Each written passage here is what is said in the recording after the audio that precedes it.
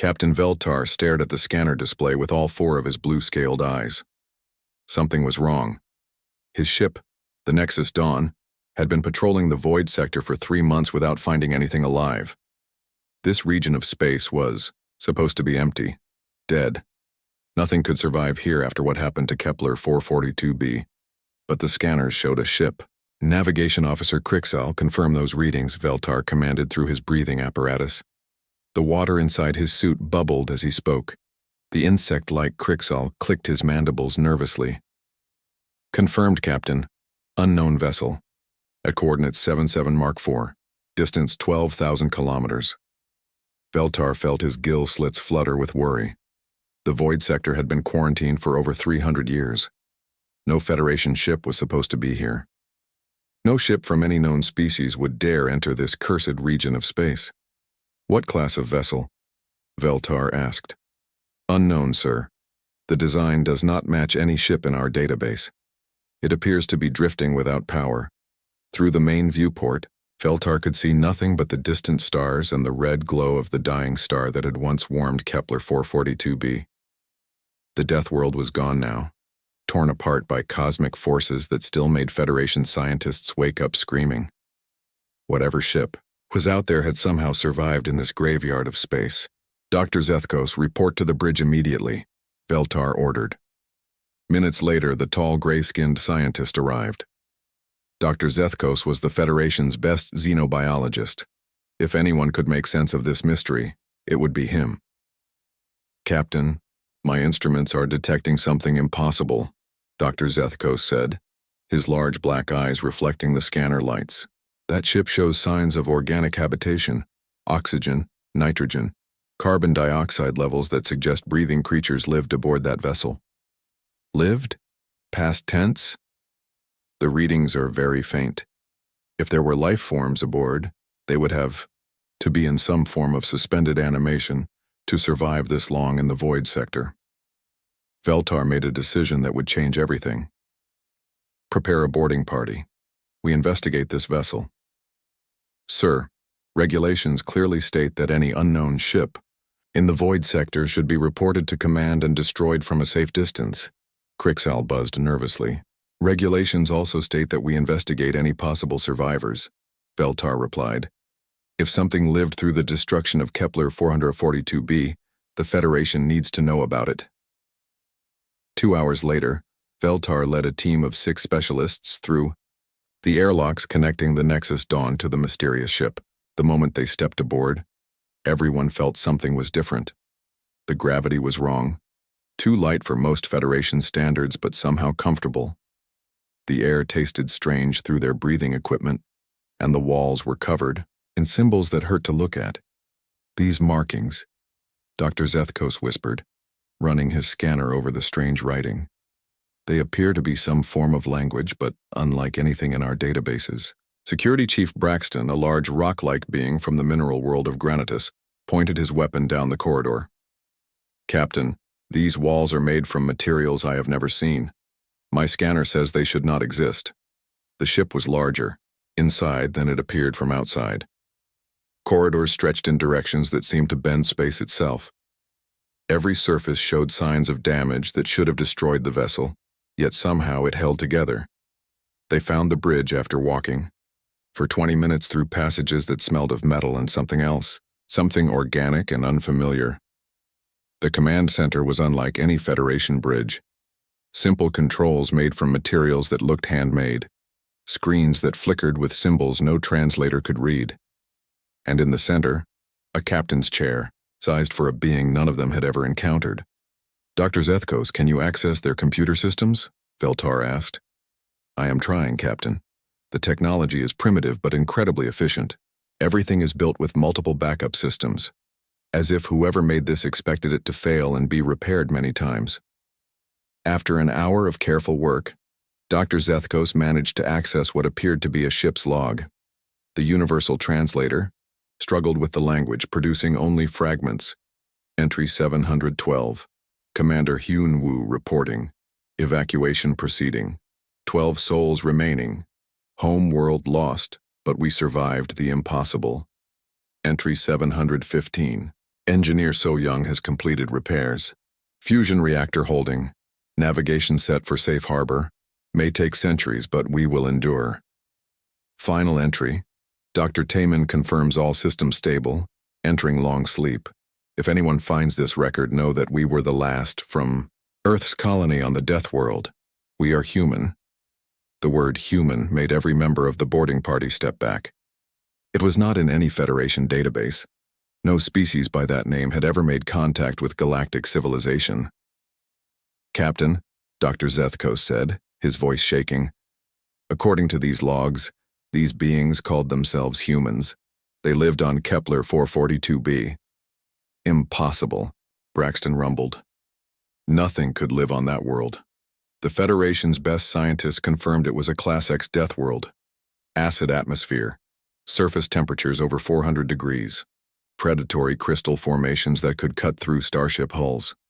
Yet the evidence is here, Dr. Zethkos replied. These humans not only lived on Kepler 442b, they survived its destruction and escaped. Veltar felt his hearts beating faster. Search the ship. Find these humans. If they are still alive, we need to know how they survived what killed an entire world. The search took 3 more hours. They found living quarters built for beings roughly 2 meters tall. Workshops where impossible machines had been built from salvaged parts. Medical bays with equipment designed to treat injuries that would kill most Federation species. And finally, in the deepest part of the ship, they found the cryo bay. 12 pods lined the walls, each one humming with power from a fusion reactor that should have failed centuries ago. Inside each pod, a figure lay sleeping. They were tall and lean with pale skin and hair of various colors. Their faces looked peaceful, as if they were simply resting after a long day. Biosigns are stable, Dr. Zethkos reported. These humans have been in suspended animation for approximately 300 years. The pods are primitive but functional. They have been running on minimal power all this time. Can we wake them? Veltar asked. Theoretically, yes, but, Captain, we have no idea what we might be dealing with. Any species that could survive on Kepler 442b might be dangerous beyond our understanding. Veltar looked at the sleeping figures. They seemed so small and fragile compared to the horrors their world had contained. Yet they had escaped when an entire planet died. Prepare to transport them to our medical bay, he decided. If these humans survive the impossible, the Federation needs to learn from them. Besides, they are refugees. It is our duty to help them. As the boarding party prepared to move the cryopods, none of them realized they were about to wake up. The most resilient beings in the galaxy. Humans who had turned a death world into their teacher, and who would soon show the Federation what true survival really meant. The ghost ship had finally completed its 300-year journey, carrying its precious cargo to safety. But this was only the beginning of humanity's story among the stars. Dr. Zethkos watched the first cryopod with nervous fascination. The revival process had taken 6 hours to complete. Every few minutes he checked and rechecked his instruments. The being inside the pod was unlike anything in Federation medical databases. The human called Hyunwoo, according to the ship records, was slowly returning to consciousness. His vital signs were strange but stable. Heart rate faster than most species. Blood pressure that would be dangerous for others but seemed normal for him. Body temperature that ran hot like a small furnace. Fascinating, Dr. Zethkos whispered to his assistant, a butterfly-like creature named Silith. Their biology operates at levels that would stress most Federation species to the breaking point. Captain Veltar stood nearby with the full medical team ready. Security Chief Braxton waited at the door with 2 guards. Nobody knew what to expect when the first human in over 300 years opened his eyes. The pod's lid hissed open with a soft click. Warm air flowed out, carrying scents of metal and something else. Something that smelled like life itself. Hyunwoo's eyes opened slowly. They were dark brown and seemed to take in everything at once. He sat up carefully, looking around the Federation medical bay with calm awareness that surprised everyone watching. "Where are we?" he asked in his strange language. The universal translator worked for a moment, then produced the words in standard Federation speech. His voice was deeper than expected and carried an odd musical quality. "You are aboard the Federation vessel Nexus Dawn," Dr. Zethkos said slowly. "You have been in suspended animation for approximately 300 years. Do you remember your name?" Hyunwoo looked at the tall gray doctor with interest rather than fear. "I am Commander Hyunwoo of the Earth colony ship Endurance. Are my people safe? Did we escape? We found 12 pods, including yours. All show stable life signs." "Good." Hyunwoo tried to stand, then paused as he noticed the different gravity. "This feels light. What world are we near?" "You are in space, in the void sector. Your ship was drifting when we found it." Something passed over Hyunwoo's face. Pain mixed with relief. "Then we made it out. The planet couldn't follow us here." Dr. Zethkos exchanged glances with Captain Veltar. "Commander Hyunwoo, our records show your ship came from Kepler 442b. That world was destroyed over 3 centuries ago." "I know." Hyunwoo's voice was quiet but steady. "We were there when it died. We saw our home tear itself apart rather than let us live on it. But we had already learned everything it could teach us." The medical team stared at this human who spoke of surviving a world's death as if discussing the weather. Dr. Zethkos felt his scientific mind racing with questions. "How did you survive on a Class X death world?" he asked. Hyunwoo smiled slightly. "We adapted. That's what humans do. We change to fit our environment, or we change our environment to fit us. Kepler 442b didn't give us the second choice, so we learned the first one very well."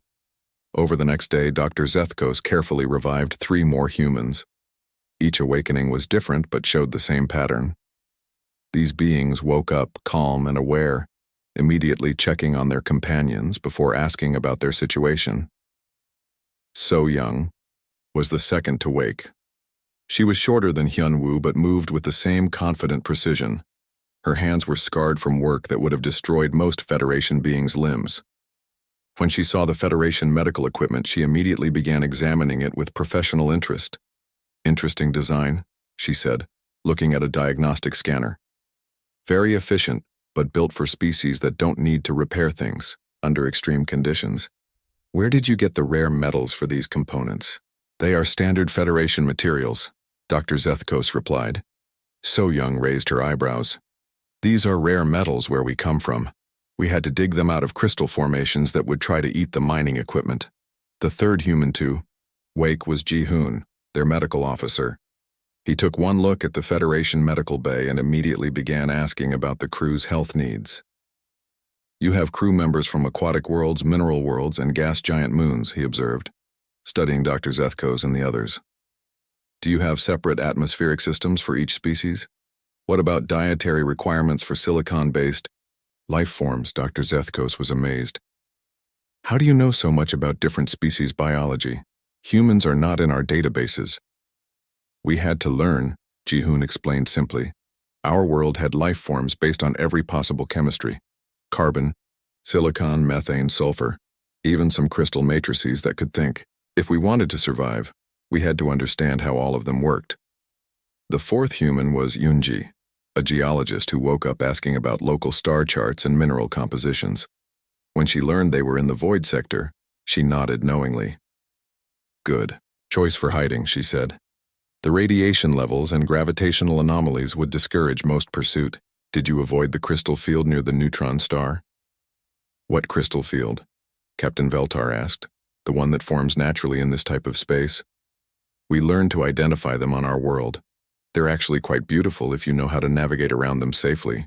As each human awakened, the Federation crew realized they were dealing with something unprecedented. These beings spoke casually about surviving conditions that would kill entire Federation fleets. They discussed predatory crystals, acid storms, and temperatures that would melt metal as if these were normal daily concerns. But what amazed the Federation crew most was how the humans immediately began trying to help. So Young offered to improve their power systems. Ji-hoon wanted to upgrade their medical equipment.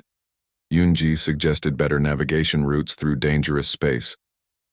"You do not seem surprised to find other intelligent species," Captain Veltar observed during a meeting with the awakened humans.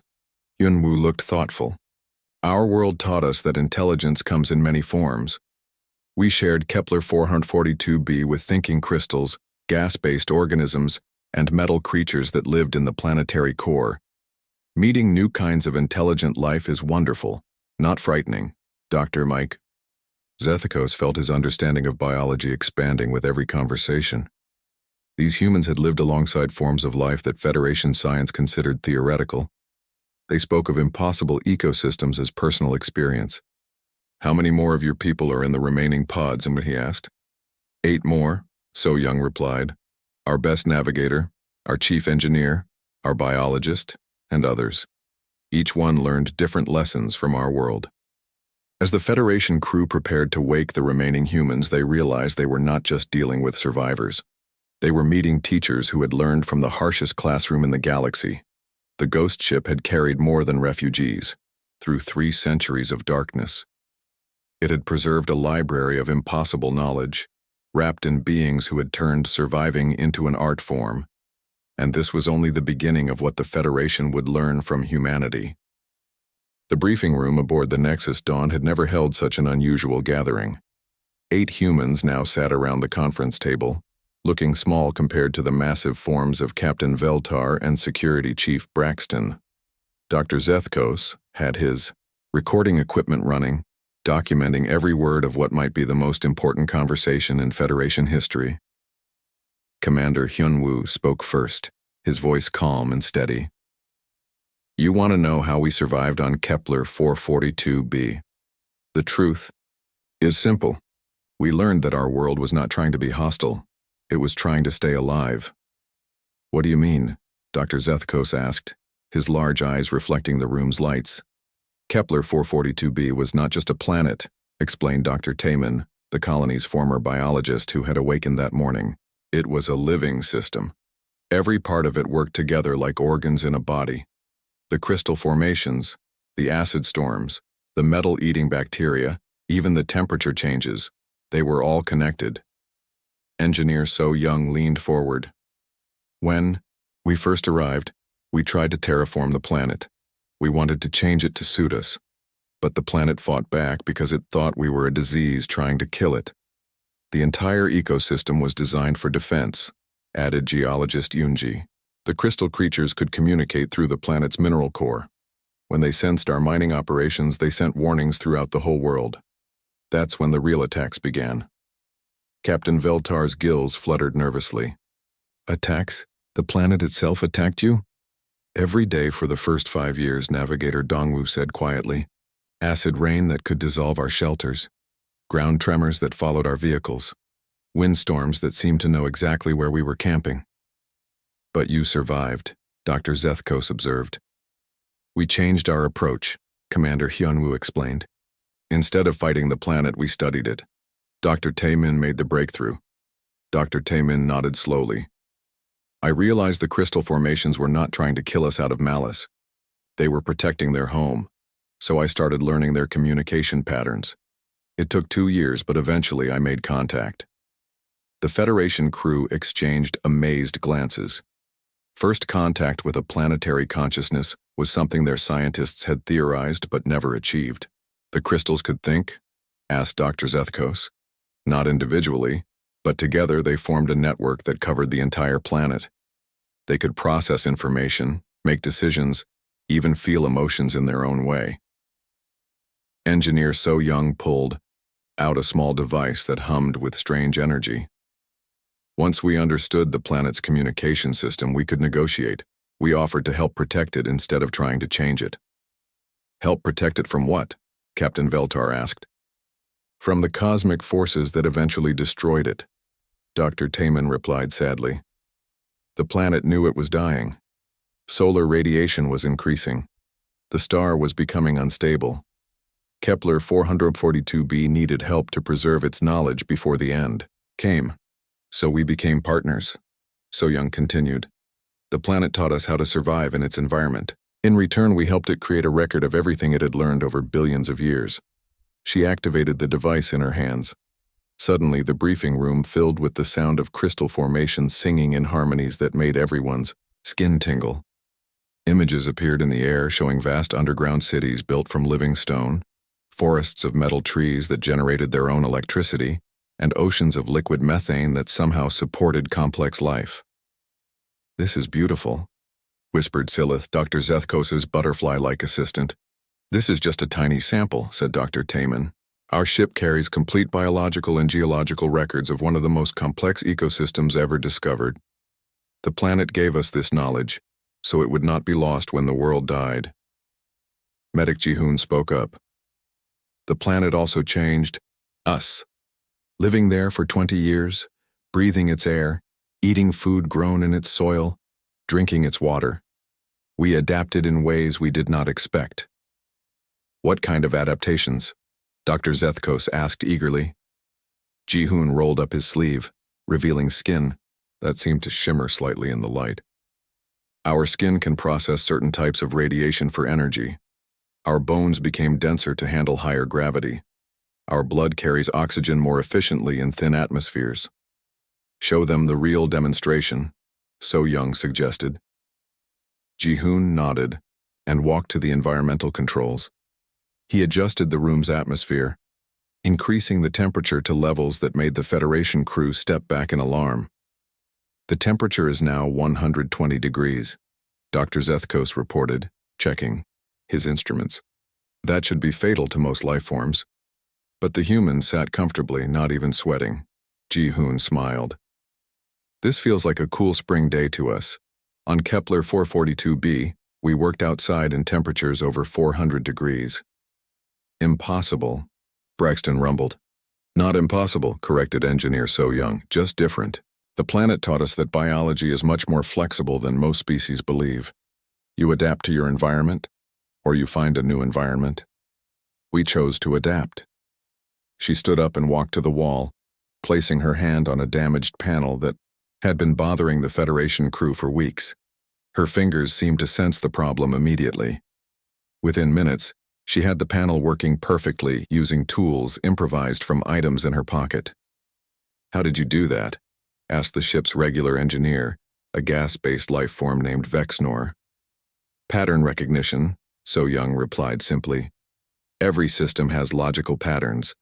If you understand the patterns, you can fix the problems. Kepler 442b had very complex patterns, so we learned to see them quickly." Navigator Dongwu activated another device, projecting a three-dimensional map of the galaxy. "This is how we found you. Our planet taught us to read space itself like a map. We could see the safest paths through dangerous regions. Your ship traveled through areas we consider impassable," Captain Veltar observed. "Because you think like separate individuals," Dongwu explained. "We learned to think like our planet did, as one connected system. When you see space as a living network instead of empty void, navigation becomes much easier." Dr. Zethkos realized he was witnessing something unprecedented. These humans had not just survived a death world, they had formed a partnership with it. They had learned to see the universe in ways no other Federation species could imagine.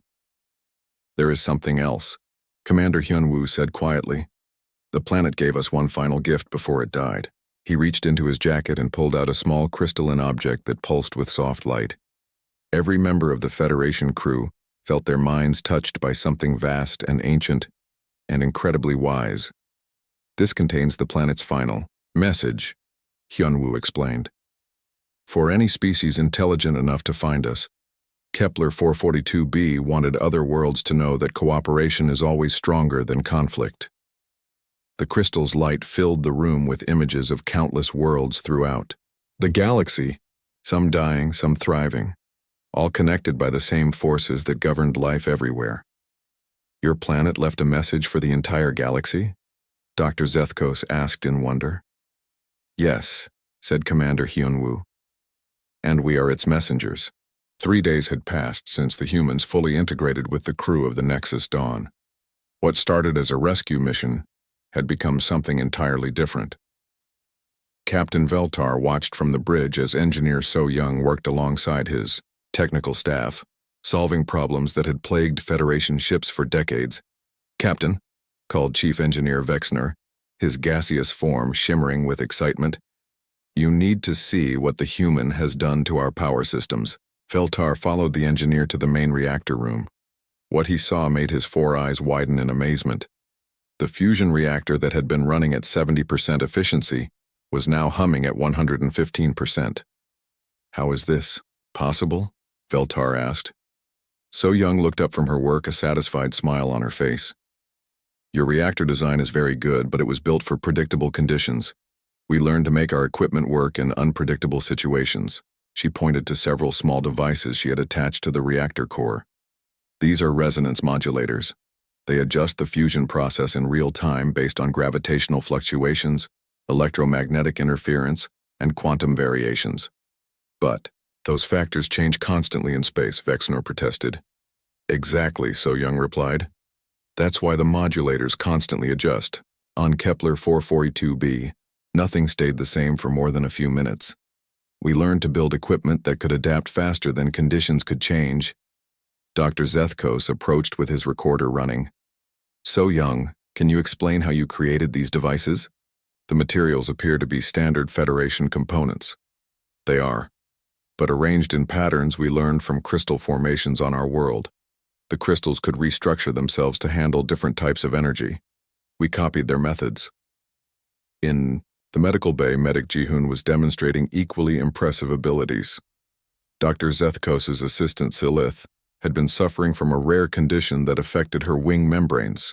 Federation medicine could slow the progression but not cure it. Jihoon examined Silith with tools that looked primitive compared to Federation medical scanners. But his diagnosis was more detailed than anything their advanced equipment had provided. Your condition is caused by a mineral deficiency that only affects your species during long space voyages, he explained to the surprised butterfly-like creature. Your body needs trace elements that exist in your homeworld's atmosphere. Our doctors told us there was no cure, Silith said sadly. There is, but not the way Federation medicine approaches it, Jihoon replied. He mixed several compounds from the ship's medical supplies in proportions that seemed random, but followed patterns only he could see. This will taste terrible, but drink it slowly over the next hour. Your wing membranes should start healing within 2 days. How do you know this will work? Dr. Zethkos asked. On Kepler 442b, we treated similar conditions in the crystal creatures. They also needed specific mineral balances to maintain their structure. The principles are the same, just applied to different biology. Throughout the ship, similar scenes were playing out. Navigator Dongwu had shown the Federation crew navigation techniques that made their star charts look like children's drawings. He could plot courses through areas they considered impossible to traverse. Space is not empty, he explained to Navigation Officer Crixall.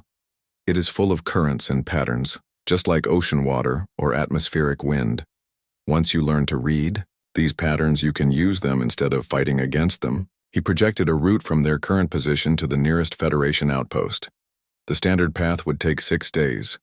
Dongwu's route would take 3 days and use half the fuel. But this path goes through an asteroid field and 2 gravitational anomalies, Crixall protested. Yes, but at the right time, those obstacles become helpers. The asteroids will shield us from radiation, and the gravitational fields will accelerate our journey. How can you predict the timing so precisely? Practice, Dongwu said simply. We spent 20 years learning to predict the behavior of a planet that changed its mind every few hours. Asteroid fields and gravity wells are much more predictable. The most impressive demonstration came from Dr. Taemin in the ship's research lab. He had been working with samples of unknown substances that the Federation had collected but never been able to analyze.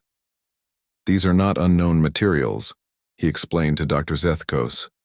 They are combinations of known materials arranged in ways that create new properties. He showed them a substance that appeared to be simple metal but could conduct electricity in patterns that defied physics. This is how the crystal creatures on our world stored information. They would arrange metal, atoms in specific patterns that could hold data, generate energy, and even repair themselves when damaged. You learned to create programmable matter? Dr. Zethkos asked in amazement. We learned to ask the right questions. Instead of asking what something is made of, we learned to ask how it was put together and why. But the most revealing moment came during the evening meal. The humans sat with the Federation crew in the dining hall, sharing food and stories.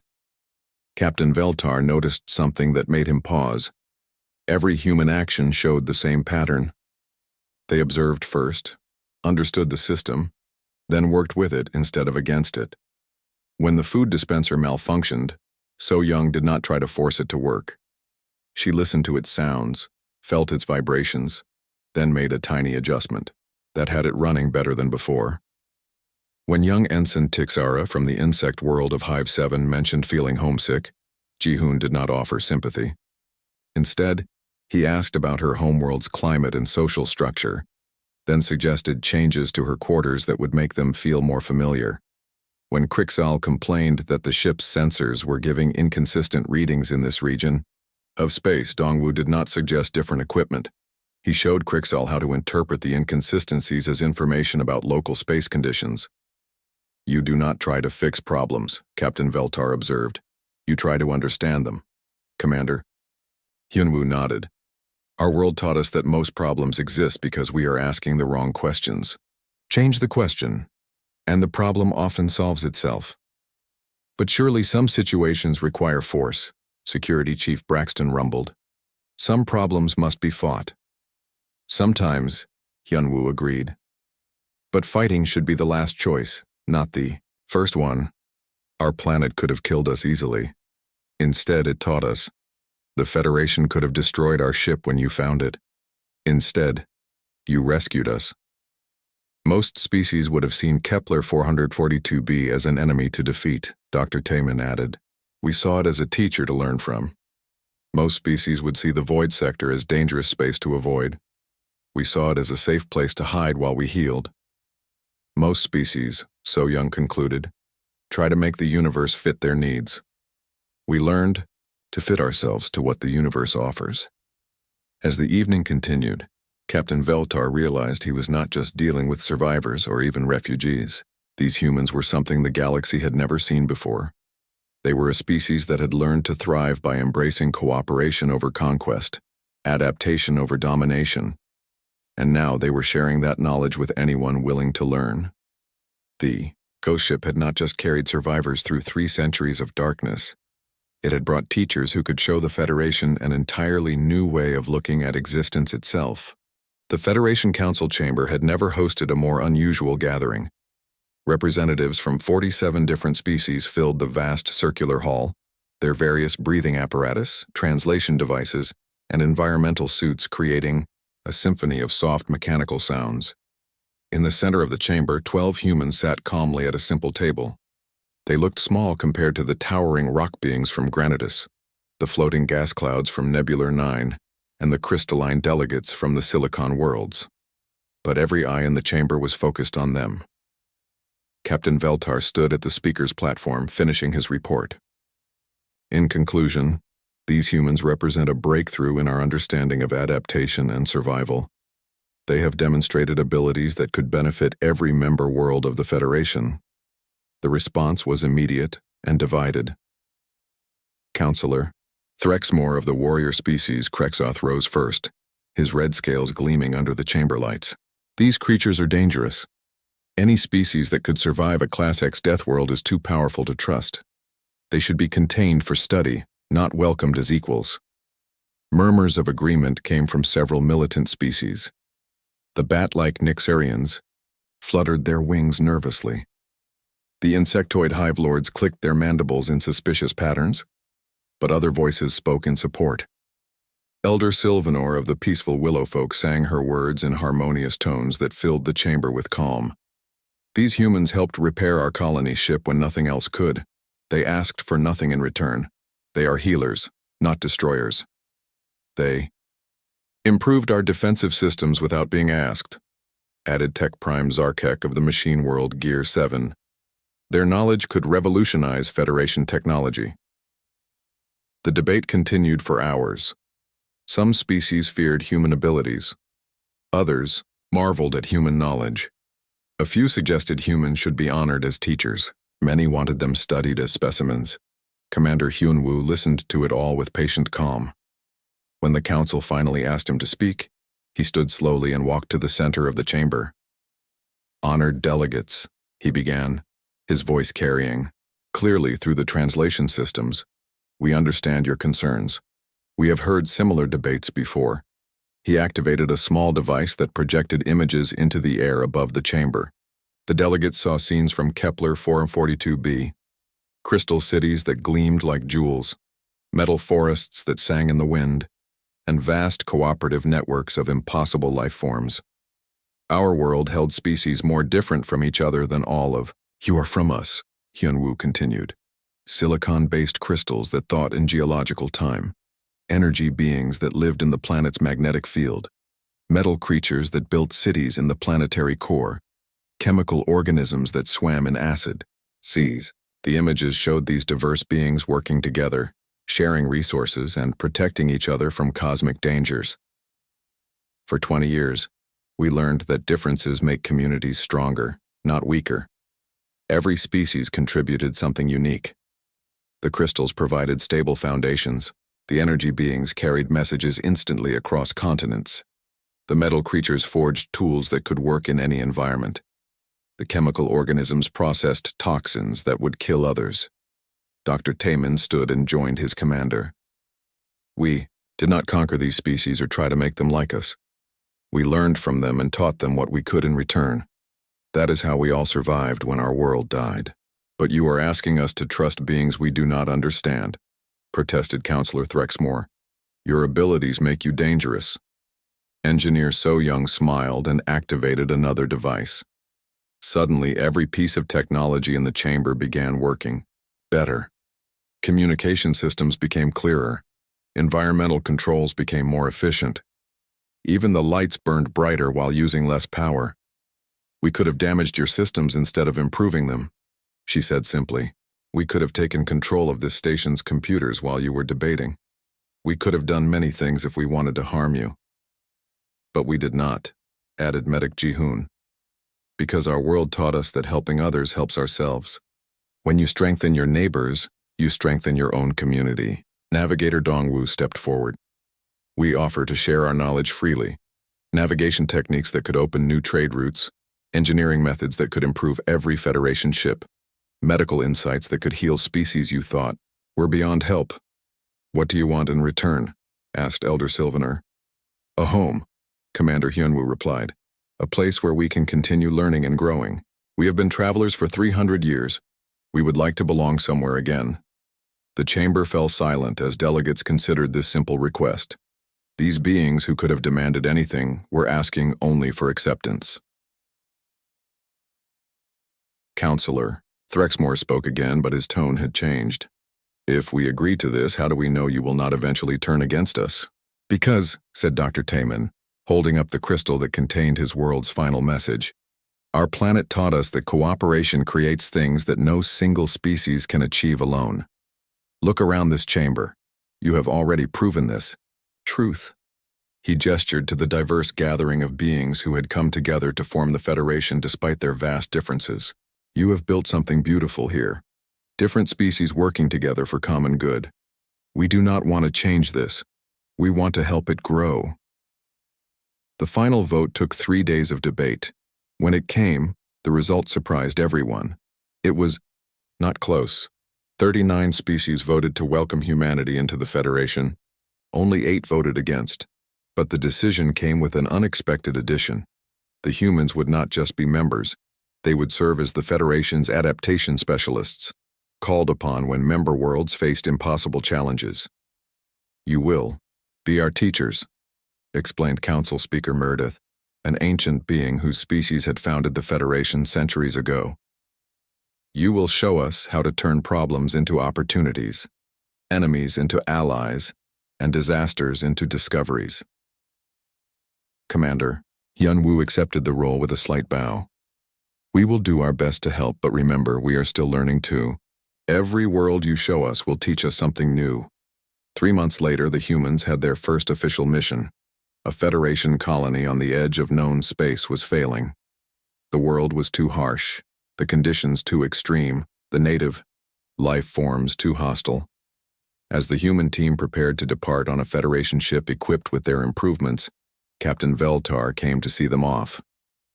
"Are you nervous about your first official mission?" he asked Commander Hyunwoo. Hyunwoo smiled as he looked at his team making final preparations. So-young was already suggesting improvements to the ship's engines. Ji-hoon was studying the medical files of the colonists they would help. Dr. Taemin was analyzing biological samples from their destination world. "No," Hyunwoo replied. "We are excited. Every impossible situation is just a puzzle waiting to be solved. And we learned from the best teacher in the galaxy how to solve puzzles."